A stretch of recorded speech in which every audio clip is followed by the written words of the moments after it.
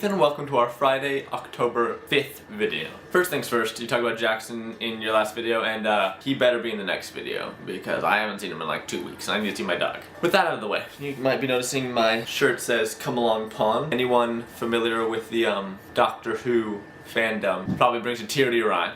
More on that later. Actually, more on that now. So, first of all, let me say that there will be no spoilers, really, in this video. All the things that I'm about to talk about relating to Doctor Who are things that, if you've watched any of the show recently, you know of, and if you've gone online with anything to do with Doctor Who you know of. It's not a spoiler that the pawns are no longer companions. That's not a spoiler. That's just a fact. That being said, if you really like Stephen Moffat as a writer, this video probably isn't going to be for you. Just want to stop watching now, no hard feelings, probably not the video for you. I should start while I'm looking at the floor. I'm all for evoking emotion in viewers. Whenever I make movies, that's always something I look for. I like to evoke emotions. Sometimes that's through hardship for the main character. Sometimes you have to build up a character and have something happen to them.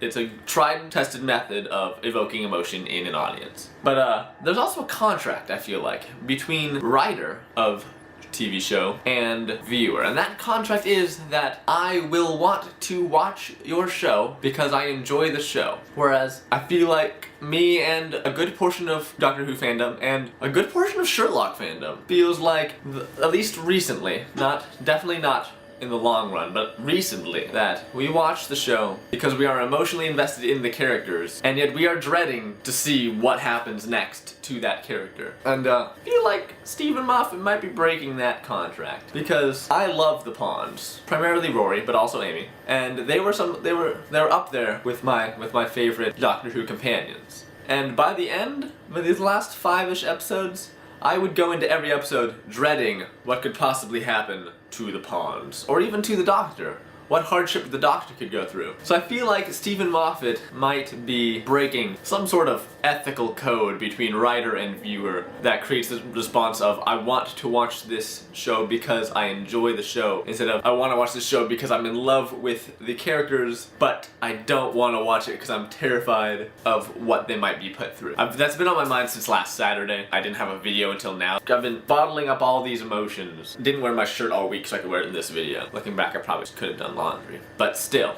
I didn't wear it all week. That is my Stephen Moffat rant portion of this video. I apologize for any of you who disagree. Next order of business. So, like Ethan, I haven't seen you in 2 weeks, and today, for some reason, I don't know if it's just because I was hypersensitive to it because I had not seen you in 2 weeks, or if the universe is just like, here you go. But I woke up late today, so I didn't get to get my morning coffee before I ran to class, and by ran to class I mean leisurely walked to class and still had 10 minutes.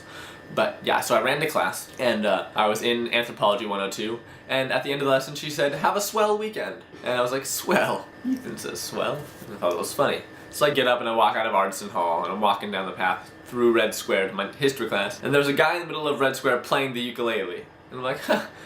Ethan plays the ukulele. So I go to history. And by that point I still haven't connected anything. Until after history I go to get my coffee because I didn't get it that morning. So I go get my coffee, and the lady who I always get my coffee from hands me my mocha and goes, Ermagerd, Merker.